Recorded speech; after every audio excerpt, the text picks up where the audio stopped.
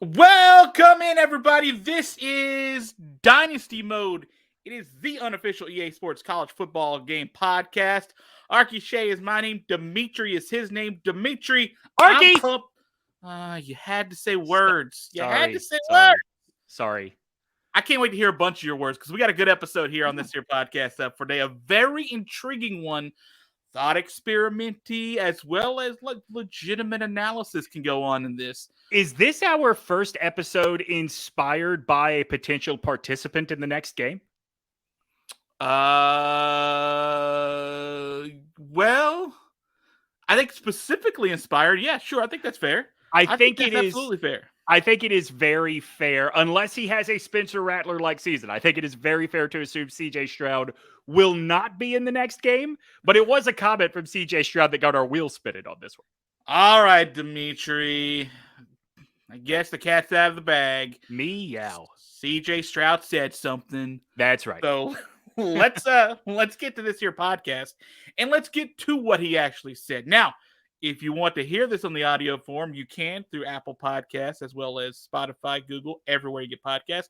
And if you want to see the video in congruence with us, you can check it out on Arky YouTube or tinyurl.com/Arky YouTube, or just search for this bad boy. Demetri, C.J. Stroud was at Big Ten Media Day because all the cool kids are doing it. Absolutely. And at Big Ten Media Day, if you weren't asking about how much fucking money the Big Ten was about to get, you were probably asking, well, you at least should have been, about the college football video game. And it is like, before we introduce this, the 2023 media days, what percentage of questions do we anticipate being about the video game? Because it will have just come out. Demetri, I will tell you this.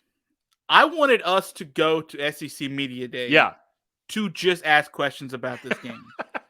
When that didn't become a reality, I asked multiple media friends to ask players and coaches that would have access to them a question about it, and they still did do it. I don't know why they don't take this seriously. Agreed. Like, this is a real thing. There's no way you cannot take this seriously to at least ask, because I told them, hey, listen, whether they say yes or no, it's news. Yeah. Right? Like, can I give a brief tease? Sure. I think we are going to have plenty of news come out of the next episode.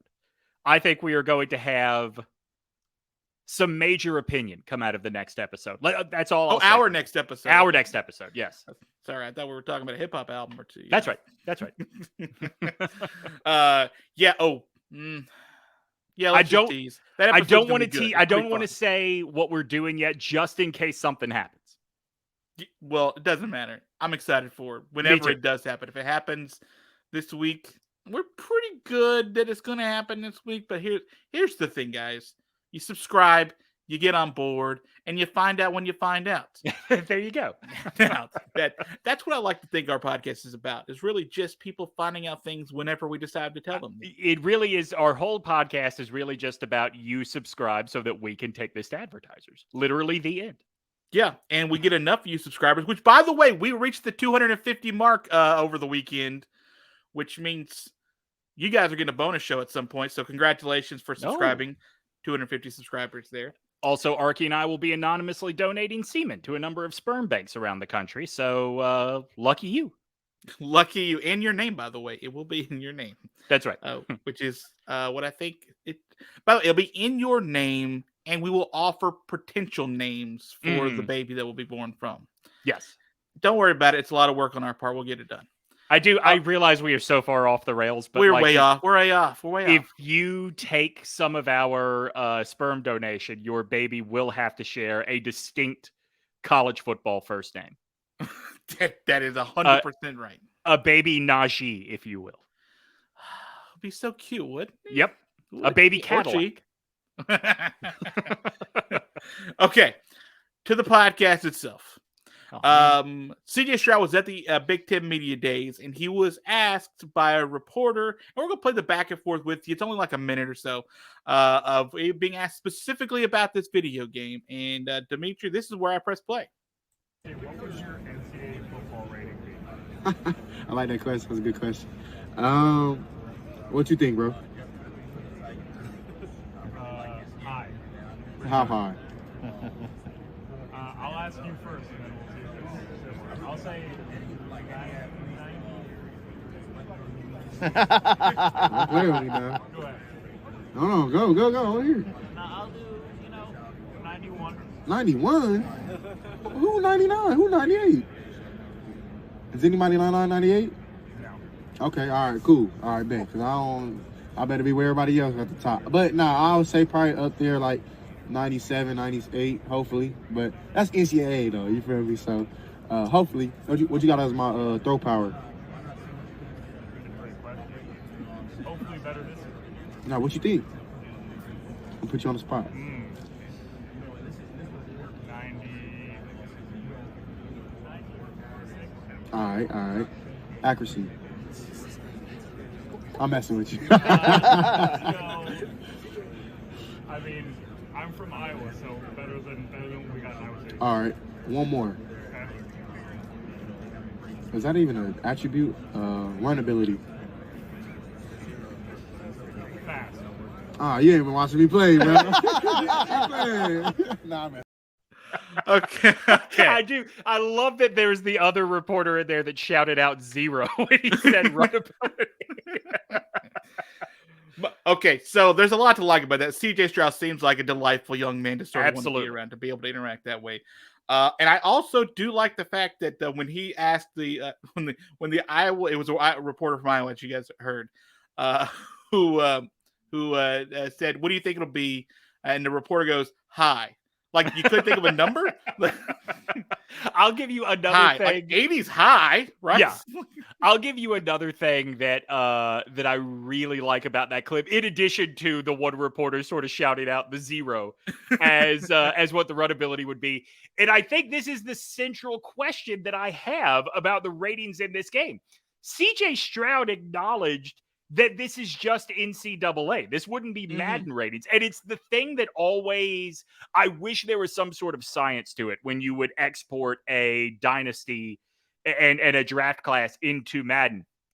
I wish a 99 in NCAA meant something in Madden. Like, if you have a 99 in NCAA, you will come in as like an 81, 82 in Madden, something like that. Because that's the thing that I think makes it so hard to wonder, like, can you put a kid at 99 coming into the NCAA franchise? Well, so that's what we're going to talk about here, right? Is what we're going to do is we're not going to break down throwing accuracy of everybody, put all the numbers, but we picked 10. Actually, Demetri has picked 10 college quarterbacks that will be playing college football this season. And we're just going to throw the numbers around. And we're going to see what kind of rating they would be. And I also have some historical context for you too, because I'm a big nut of history. All right. So before you give the historical context, let me explain the 10 that we're going to do here. You are going to hear a lot of the top names. Absolutely. But what I did was I picked 10 quarterbacks that are interesting. So Will Levis isn't going to be in this. You will probably, as I roll out some of these names, you will wonder, why didn't you mention this quarterback? Why didn't you mention that quarterback? Well, frankly, I picked 10 that I think are coming from really interesting situations. We do have Bryce Young and CJ Stroud on there to sort of set the market, because I think we agree that they are probably 1 and 1A coming into the season, right? Yeah. Okay, so give me the historical context first, and then we will start doling out rankings. Well, there's a lot of them, but the biggest one I want to tell you first before we get started is there were 17 quarterbacks rated 90 or above. Okay. In NCAA 2013. That's the last video game clearly that came out. So 90 is very possible. High 90s is also possible. And we did not have a 98 or a 99, but we did have 2 97s. Okay, I'm just going to guess. Oh, you want to go? Okay, you can go ahead and guess. I'm just going to try and guess the 97s. I'm not going to try and guess all 17. Sure. Is one of them AJ McCarron? AJ McCarron was a 97. Yeah. Is the other one... If you remember the context of the year, this will make sense. Oh, shoot. Who was the starter that year to open the year at Ohio State? Braxton Miller? Braxton Miller was a 96. So then the other one has to be Johnny Manziel. We were way off. And 97 was Johnny Manziel. Remember Johnny Manziel coming up a Heisman. Right. So that makes a lot of sense as to why he would be way up there. He, by the way, finished that year in the top 10 in passing, number 8, despite the fact that Texas A&M wasn't nearly as good that year as they were the year before. Sweet bowl game against Duke, by the way. That's right. Sweet Chick-fil-A Peach Bowl or Chick-fil-A Bowl. Or the Chick-fil-A game. Like it was not a peach game for a while. There was a little. Yes, you're right. You're right. It was the Chick-fil-A Bowl. It did not return to being the Chick-fil-A Peach Bowl until the college football playoff year, I think. Yeah. You might be right. I wouldn't know the year.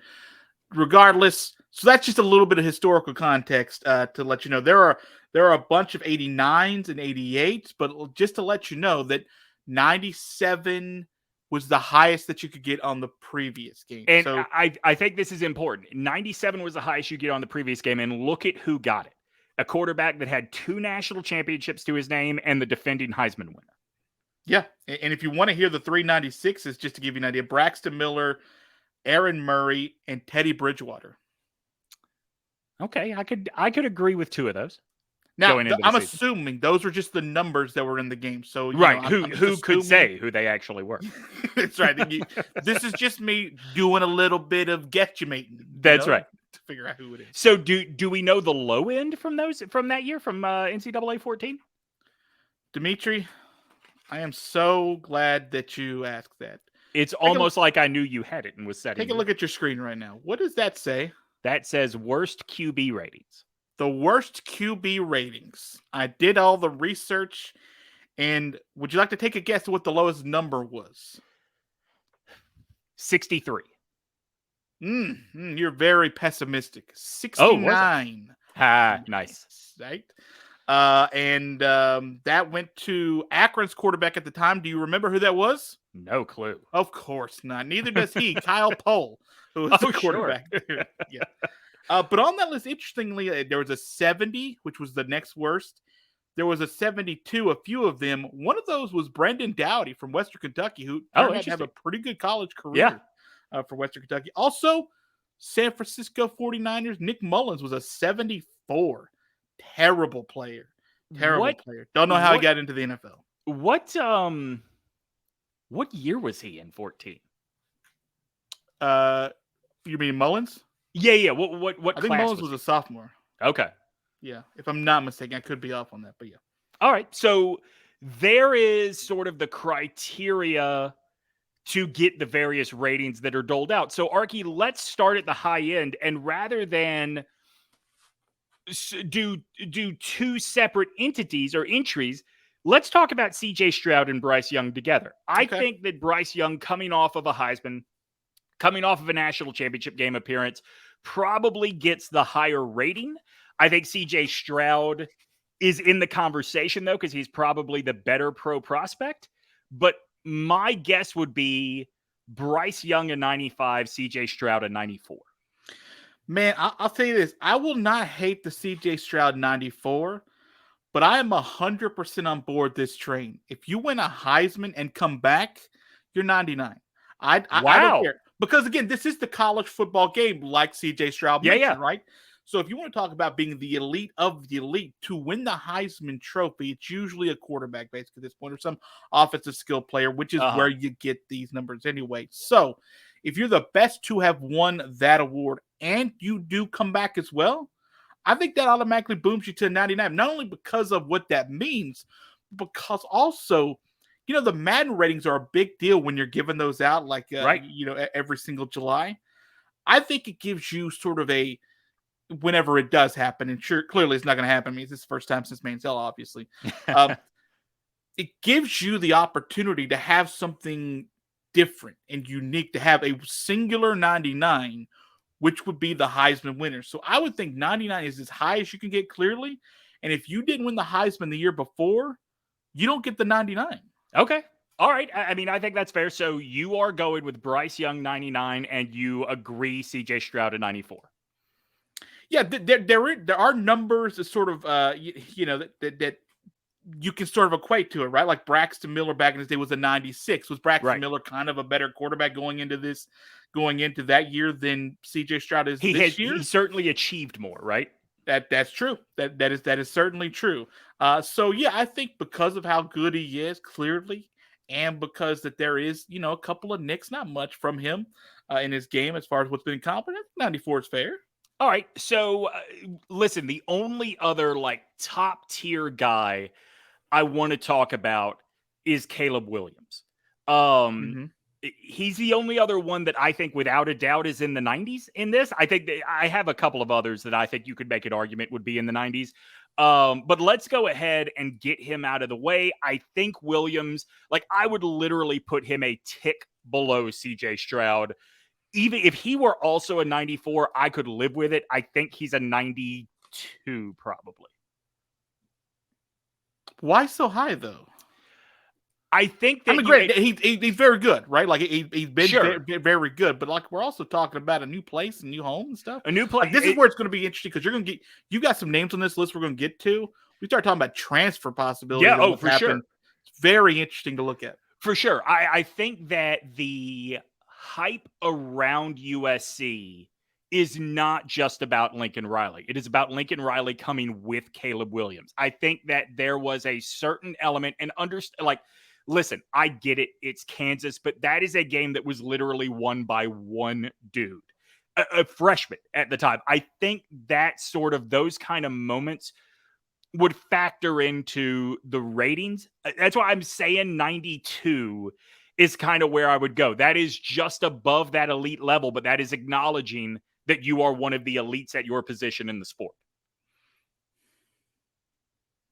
I don't hate it. I just wanted to hear sort of what your sort of justification for, because I do think that there is a chance if you're looking at when the new game comes out that, if you have a player that moves by the time that game comes out, and we may have the window by then. I think they've been voting on it and trying to figure it out, but I think they did approve it recently, that you may see ratings affected by where they go and how good that they could be besides just the number that they are. But, who knows? So, I think low 90s is probably a fair spot to put them. Okay. If I said to you, the single most interesting players rating to me, or the players rating that interests me the very most, I'm not saying who is the best. I'm not saying who overcame the most. I'm saying what player would you have a guess what player I am genuinely fascinated by how they are going to rate him? Spencer Rattler? No, he's one we're going to get to later for sure. Okay, because that dude's legitimately all over the place. Yes, agreed. And we have another guy in that same camp that we're going to talk about a little bit later in DJ Oyangala. But to me, the most interesting rating in this game is going to be Adrian Martinez at Kansas State, because can Adrian Martinez throw the ball? Hell no. But if you want to have a QB heavy run game, which is how Kansas State has existed for years, could they have pursued a better transfer option than Adrian Martinez? I don't think they could have. I think there is a case to be made that he should have a much higher rating than just whatever the formula of adding throw power and throw accuracy is going to be. Well, okay, so let's look at this. When the last game came out, right, before he had won his championship as such, Jameis Winston was an 85. Right? So that was a guy that could run a little bit, but definitely could throw. A little bit of the opposite there, but had not turned into what we would clearly be able to see him turn into. That might be kind of the case where Adrian Martinez is, right? His best possibility of being as good a QB as possible might be Kansas State. Yeah, so, I think that what would be interesting is to go back and look at the NCAA 13 ratings and see what Colin Klein's rating was at Kansas State, who, by the way, is going to be his offensive coordinator this year. A totally different staff than Coach Colin Klein, but they are using a very similar system with what came out of North Dakota State. I would be okay, given the system, with Adrian Martinez being around an 84. I think realistically he is going to be like a 79. So Bryce Petty was an 80, just to give you an idea of Baylor in 2013. So here's why. Remember, 2013 Baylor. I'm just trying to get the low end Yeah. of what's sort of considered good. Yeah. I mean, but 2013 Baylor is like the peak of Art Briles Baylor. Like 2013 Baylor is we don't even designate a running back in the starting lineup. So I don't know how like 1-for-1 that is. Like you would probably have to look I don't think it's necessarily 1-for-1 because when I look back at some of the numbers that that I went out there, and I basically went from like 80 up, right? And sort of like looked at, well, like 80. I actually went from like 85 up and then looked for some notables. Like Jared Goff that year was a 78. Yeah. Right. That's a guy who, still in the NFL allegedly. So, trying to figure out where a run primarily quarterback would be in a system that kind of works for him. I think the high end is like 85 because we have seen him do it. Like we've had to have some great moments, I should say. But like last year was like 14 touchdowns, 10 interceptions. It's all fair. He was like top 50 in passing, but like at the bottom of the top 50. Like it is never a good feeling, and I am empathizing with Nebraska fans here. It is never a good feeling to see your quarterback drop back to throw and think, "Oh shit." Like that's so yeah, I mean like the numbers seem high, but given what he is going to be asked to do at Kansas State, I don't know that you could give him a regular QB rating formula here. I think you can, but it just can't be very high. Like, all right, like fair. I think you could give like he's had success-ish at times, multiple years, kind of bumping the number, so it won't be like a 76 or something. But I think I think kind of in the game, you naturally, as you get older in the game, right, earn a couple of more points just for being alive still, for being older, according to the game. So like I think 80 would be really low for him, but like 82, 83, 84 probably in the ballpark because he's a senior this year, right? He is. I think he's a super senior actually. No, oh man, that's my local newspaper does those. All right, so let's sort of go someone very similar to Adrian Martinez in terms of skill set, but much better PR. Let's look at Grayson McCall at Coastal Carolina. I love Grayson McCall. Undoubtedly the most highly touted G5 quarterback in the country this year. Yep. Give me your read on McCall. Oh, he's a 90 easy for me. Wow. He is a 90. Well, he's got tenure, so to speak, right? Sure. Like he has the tenure behind it. He's done it also in the big games. He is very memeable. He is very, yes. which I think should count for a couple of points in the new game. But Grayson McCall has been around long enough and done it long enough to get you at least a 90. Can I give you an idea of what 90 was in the last game? Yeah, absolutely. That was Joe Southwick. You remember him from Boise? Oh, yes, I do. Yeah, that was Logan Thomas, Virginia Tech. Okay. Casey, I can't remember. Was it Pachal from Pascal, TCU? right? Pachal? What was it? Pascal. Was it Paschal? Paschal. Yeah, Paschal. Paschal? Yeah. Because there's no S. Yeah, but CH Paschal. Are you telling me CH is an S? It's a sh. Like in sandwich? Sh. Like, sh. Blake Bell at Oklahoma was a 90. Kane Coulter at Northwestern was a 90. You mentioned Logan Thomas. That's a pretty good comparison, I think. I mentioned before. I mean, there's other 90s on this list. yeah, but I mean, like Logan Thomas is a dude that I look at Grayson McCall and go, okay, I get that. Like, I totally get that 1-for-1. I would say I'd be okay with a 90. I was going to go high 80s, so sure, let's make it a 90. Yeah, but what's the difference between 89 and 90? Jeff Driscoll was an 89. Logan Thomas was a 90. One of not them, the same, clearly. Jeff Driscoll and Grayson McCall, not the same dude. No, but one of them is an NFL quarterback, and the other is an NFL tight end. Zach Mettenberger was an 89 at LSU. Yeah. I mean, he was technically the starter for a season for the Titans. Can I tell you the most interesting thing I found from the historical stuff, and we'll get back? Yeah. South Carolina had 289 quarterbacks on their roster. One of them 289. That means South Carolina in 2013 had the best quarterback room by Wow. far. One of them was Connor Shaw, right? That's right. And the other one, I cannot remember the kid's name, but he wore number 17. And he was from Wake Forest, North Carolina, which is why I remember him, but I could not tell you his name to save my life. Could it be Dylan Thompson? Dylan Thompson. He is the one that everybody believes caused Steve Spurrier to quit in the middle of the season. Wouldn't it?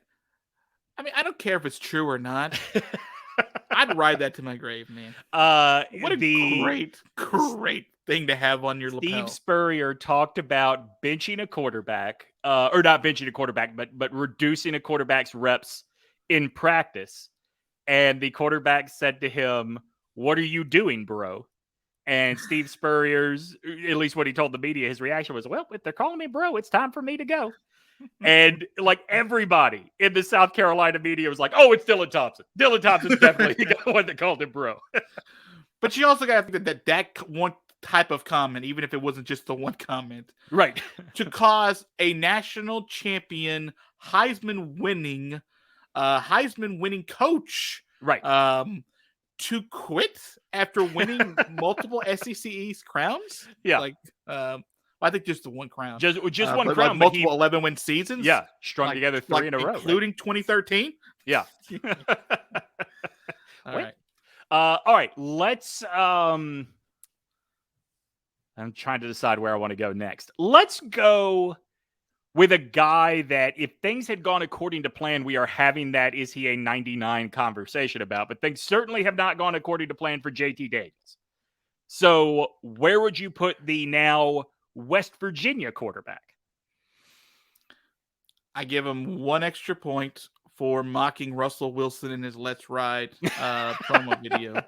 Even though some people thought he was just being serious, he was mocking Russell Wilson, which was hilarious to me. Let's remember. I give 2 for the mustache. Okay, so we're up to 3. He looks like Val Kilmer in Unforgiven, right? He does. He absolutely does. That's a great call by you, sir. All right, so let's remember. I don't think he's that good. I can't remember him doing anything worth a damn. So let's talk about that, because coming out of USC, when he transferred to Georgia, granted he lost the starting job, right? We cannot overlook that. But he was talked about as the potential next dude, not just the next starter at USC, but he was talked about like this is the next Heisman winner. That fell apart pretty quickly. Got to Georgia. He got hurt. Yeah. Georgia. Yeah, sorry. Yeah. Got hurt, got to Georgia, could never get on the field. And whether or not that is about could not stay healthy, whether that is about, was not a significant enough upgrade over Stetson Bennett to necessitate changing quarterbacks at that point, whatever the case may be, this dude's stock has dropped. But remember, Arky, when he announced he was transferring, there was no shortage of suitors, and like really good suitors too. No, I mean, I think there's a universe where I could see him possibly on tape throwing a ball again at some point. I just maybe it's this year. I mean, I'm not 1,000% sure of that. But didn't he get hurt early last year at Georgia? And then the thought was Stetson Bennett hadn't been burning the world. Burning everybody away with his play. Yeah. So like, even though the Georgia was winning, JT Daniels was going to be assumed to get the job back, but he never did. Right.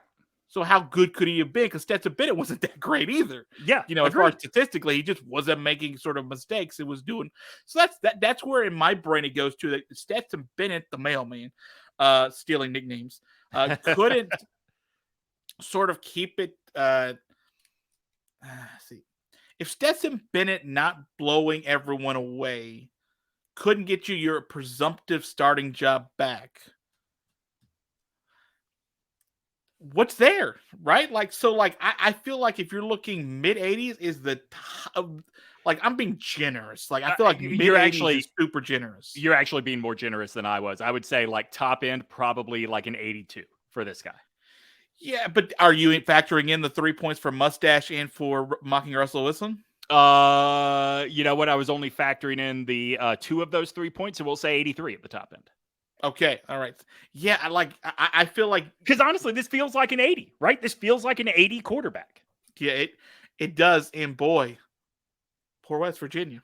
Yeah. Right? Like, well, I mean, like, it's probably an upgrade for what they currently have for at least 1 year. Yeah. But yeah, I'm with you. All right, so I think the next one I want to give you is a guy that is going to be really interesting. And I think it will be a good gauge of how the game has adapted to the modern world of college football. And that is Sam Hartman.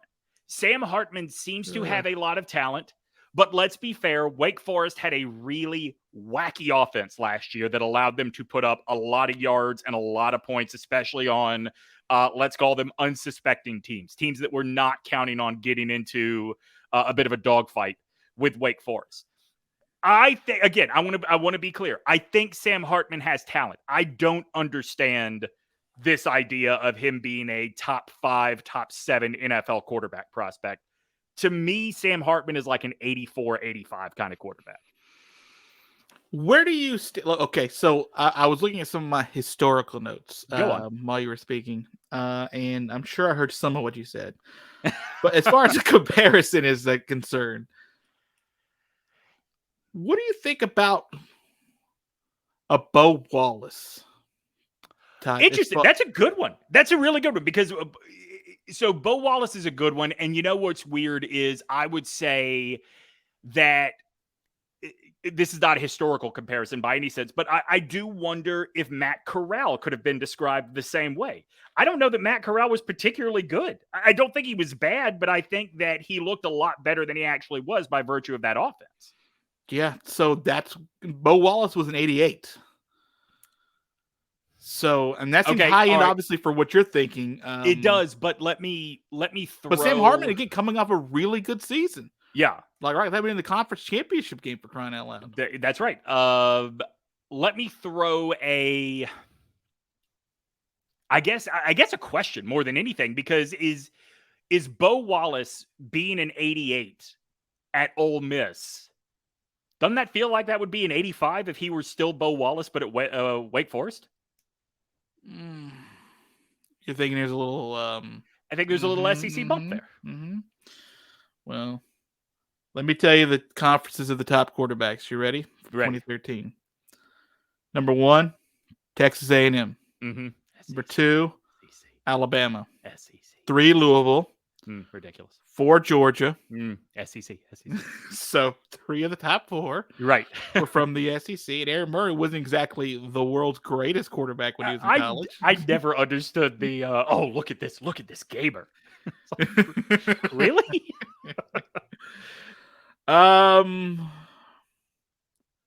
Jeff Driscoll had an 89. Let me remind you. Zach Mettenberger had an 89. Let me remind you. For those. Hey, Zach Connor Mettenberger Shaw, had a good Dylan game. Thompson also had 89s for the record. That's right. So that means literally they the were next 90% year, done being great quarterbacks in college football. Literally the next year after this, I guess 2 years after this game, when the job was ready to be literally handed on a silver platter to Dylan Thompson, he lost it after 3 quarters.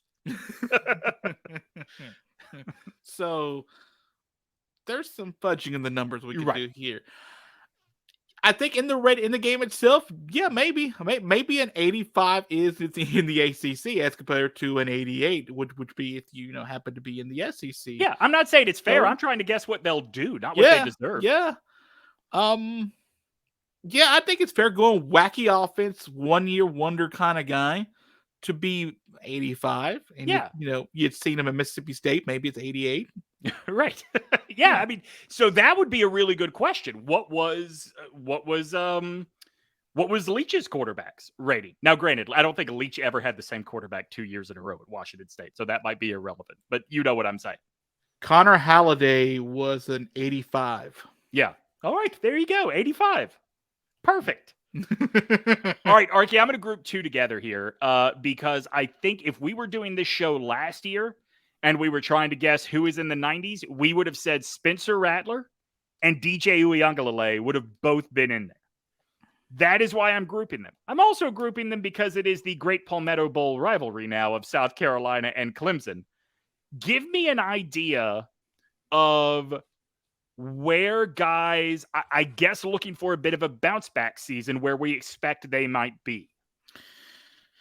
Well, Spencer Rattler is to me, I think a different case, not only just because he transferred, but because I don't know if he just transferred. Like, okay, so like the way Lincoln Riley handled him, right, last year was weird. The way he handled the whole quarterback situation was weird. It was essentially like middle of the game, like, is it working? No, fuck it, get it out. Right. So it's like that doesn't make sense, but it worked a couple of times for them. And like he had pretty good numbers for the time he was in. He had 11 touchdowns versus 5 picks to Spencer Rattler, so he's not a bad player. I think if you look at it honestly, as far as how high of a recruit he was, and the fact that he didn't, bomb while he was at Oklahoma, he just had a coach that fell out of love with him for whatever time during some of these games. Yeah. I think he got a good chance for another mid-80s guy. Like, okay. I think it's fair. Like, he's put in his time, sort of, kind of, in a weird way. Like, he sat out 1 year, and then the next year, he thought he had his chance, and then, coach goes nuts. Yeah. All right, let's talk about DJ Oyangala, because I like DJ. I like DJ too. As far as like this discussion, I think this is a good. Yeah. Okay. Well, I just like it. I mean, before last year, I was telling everybody like that's where I'm putting my money for the Heisman. I really thought he was going to have this breakout season. Did you win? Huh? Did you win the Heisman vote? The bet? Huh? I'm sorry, I can't hear you. What'd you say? Forget it. We'll do it. Okay. We'll do I do think that obviously his coaching staff was having to, what is the new world? Like Trevor Lawrence was a very athletic quarterback. I think you could probably make the argument more athletic than DJ Uyunglele. But, the other part of it was a bad throw from Trevor Lawrence was about a bad read. Not like in the moment he forgot how to throw a football, which it looked like DJ did a couple of times last year. I still think this kid has a lot of talent. I think the changeover in coaching staff is going to give him a fresh start. I also think that if you looked at the landscape of 130 college football teams, probably 120 would have to think twice before saying no to DJ Uyunglele. I would be comfortable at 85, 86 for the guy. Really, really, really, really, really good high school recruit. Very good. Yeah. About damn near perfect, actually, as far as his overall star rating and the average that he got on there. It's like a 99.7 or something like that, really high. He had a subpar year. Very kind. 9 touchdowns, 10 interceptions doesn't do a lot for me. Okay. And you think, wow, that is a bad year. What, he missed like 6-7 games? I mean, this is the thing to think about, right? 7 games. Like this time last year, he was on preseason watch lists. Yeah.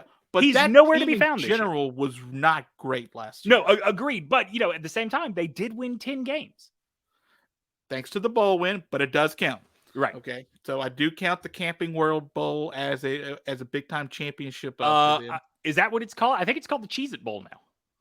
A Camping World Stadium, maybe. Okay. Yes, that's right. All right.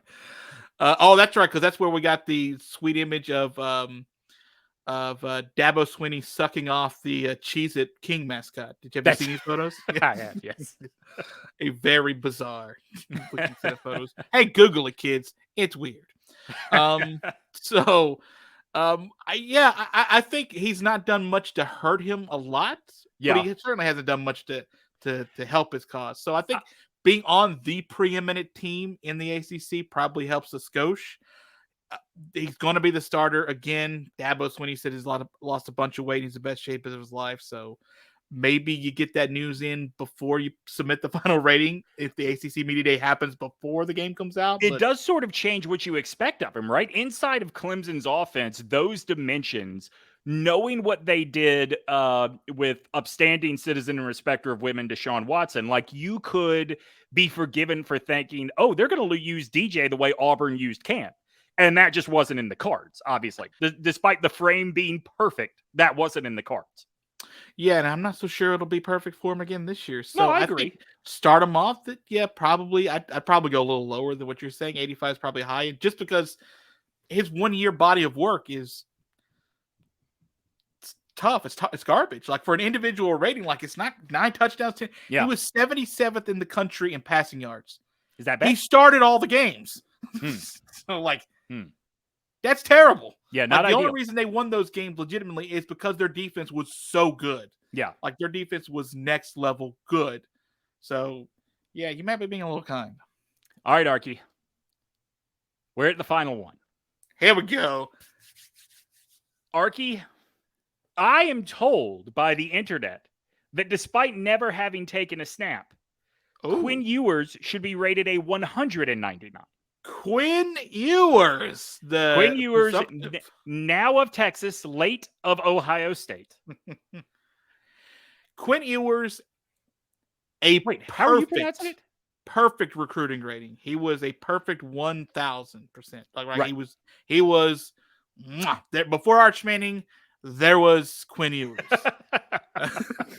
So, man, that is a really good. I have historical accuracy. We'll see.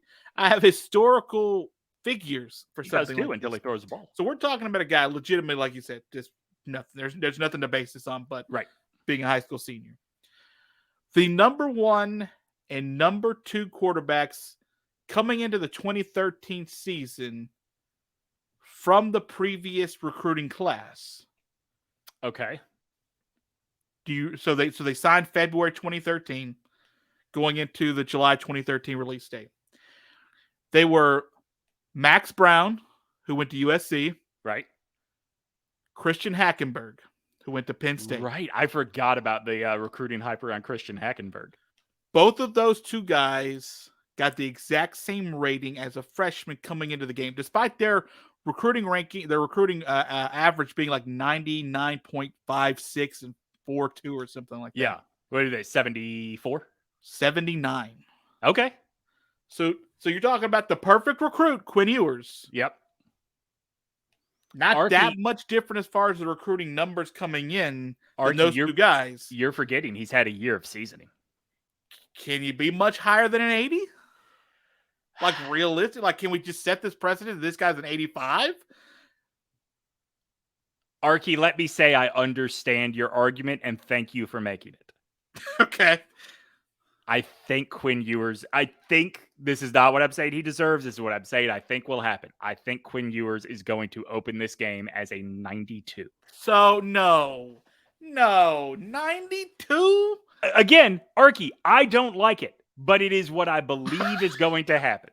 I don't want this. I don't care for it one bit. I'll say that right now.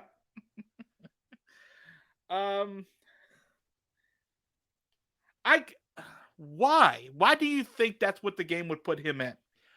I think there is a real desire to, well, first of all, he is the shiny new object, right? We are actually going to see him on the field this season. Mm-hmm. I think that's one. I think two, there is a lot of optimism around Texas in a way that has not been there since even before their last Sugar Bowl year. I think that also there is combine the optimism around Texas with the sort of what do we have here nature of the way we're viewing Oklahoma, the way we're viewing Oklahoma State, the way, I think to a lesser extent, but also the way we're viewing Baylor, the top 3 teams last year in the Big 12. I think that all of Texas, if the game were coming out this year, I think that everybody at Texas would be overrated by a good 5 points. Demetri, David Ash was an 87. You see this? Mm-hmm. That was the great quarterback at Texas at the time. Right. And he finished 155th in passing that year. Yeah. That was the highest rated quarterback that Texas had on the run. This guy without Arky, may I interject? That seems very Texas. I felt like that's Texas. That's what I'm saying. That's very Texas. Why would we not think the same thing for Quinn Ewers? Become jokey joke Texas till after 2013, 09, 06 is when they played for the 09, they were in the championship game. Yeah. And Mac Brown. I don't even know what that means. Was that positive Mac Brown or a negative Mac Brown? That's just Mac Brown saying his own name. Well, thank you, Mac. Mac Brown. Glad to have you part of the program. You have anything else to say besides your name? Mac Brown. Mac Brown. Okay, I appreciate that. Great to meet you, Mac Brown. God, 92 is it's off the reservation. Arky, I agree. It's very stupid, but I am not backing down. Do you think EA? Okay, listen. EA has credibility issues as it is. Right. Okay. Did you see that in the Sims 4 update, they added incest accidentally, apparently? Accidentally, my ass. That's what I'm saying, right? Like, you definitely put in Actually, to be fair, accidentally your sister's ass. Yeah. Oh, well. See what I did there? I was thinking cousin, right? Like you can get away with cousin. Arky, it's The Sims. Who are we to interject on the way people want to play this game? Yeah, so exactly. Okay. So when you talk about the microtransaction debacles that's going on with EA, and you talk about adding incest to all of our games. And Arky, I know this one hits close to home, but also ranking Dak Prescott above Lamar Jackson would be another one that you're like, what are we doing here, EA? Would you take a guess at what Dak Prescott's NCAA rating in 2013 was? Arky, you brilliant son of a bitch. I didn't even think we were going to do this. I'm going to say 84. 88. Damn, was he already like Dak Prescott at that point? Well, yeah, because he'd been playing for a long time. No, I understand. That year, they would eventually go on to be the number one team in football for that would be the next year. The NCAA 14 is for the 13 season. Oh, yeah, and that's why I'm asking. Like, I make a point of it constantly to be like, hey. Yeah, you should probably. Okay, well, let me see. Was Brett Hundley worthy of an 88? Yeah, absolutely. At UCLA, was Tommy Reese worthy of an 89? Tommy Reese, as quarterback of the Lord's team, was worthy of whatever number the Lord thought he deserved. Hey, I'm just spitting some of these out because I did the research and I want them out there. Was Devin Gardner pre-number 98 worthy of an 89? I forgot Devin Gardner existed. And in fact, when you said, was Devin Gardner, I was thinking, who the fuck is Devin Gardner until you said pre-number 98? Was Derek Carr worthy of a 92? Was he really a 92 in that game? Yeah, he was the number one guy. Finished the year number one in passing that year. Wow. Right. Jordan Lynch, a 93. Bryn Renner was a 93. Bryn Renner. I bet this was the only name we haven't mentioned yet so far. 95 was Taj Boyd. Oh, I think that's fair. I mean, for college, I think that's what I mean by like there's no exact science to how this translates to Madden. Because if you took Taj Boyd and just picked him up from the 2014 NCAA and plopped him into 2014 Madden, you're like, 42. Like, actually, no, one of the best in the country. That's right. Really? By the way, I do think as we're wrapping this up, this would be a really cool thing, clearly for social media and because they have the specials for the Madden ratings. They have the NCAA ratings. Like, agreed. All right, so let's do this in the comments below on the YouTube, or do it on your favorite podcasting platform. So we've agreed that the top of the market is Bryce Young / CJ Stroud, right? Yes. We agree? Yes. We are okay. Sorry, I forgot the podcast. Use my words. Right. So give us your rating and understand we are all agreeing here. Those are the top two in the market. You may flip-flop Stroud and Young if you would like. I don't mind. But one of those two guys has to be your highest rating. Now, in comparison to that, give us 2 or 3 quarterbacks and where you think they'd be rated. They can be any of the ones we've done. They could be someone we haven't done. For the love of God, what is Bo Nix? Bo Nix could be a 62. He could be a 97, and both would be accurate depending on the day. I do think that there's a possibility that Bo Nix in your mind could be rated lower than Akron's quarterback in 2013 was rated by 7 spots. I'm saying, like, depending on the day, I don't think I'm wrong. Hell, Arky, depending on which step in his drop he's at, it could be different. I guess he never really dropped wrong. Back, did he? You are not wrong. I will agree with you that you are not wrong. Thank you. All right, that's where we're going to end this bad boy for today. We're going to do another episode next week. We want you to tune into that episode and all the other episodes, Demetri. Until then, I'd like you to say goodbye to the peoples. Save and sim to next week, everybody. Next week. Save and sim to.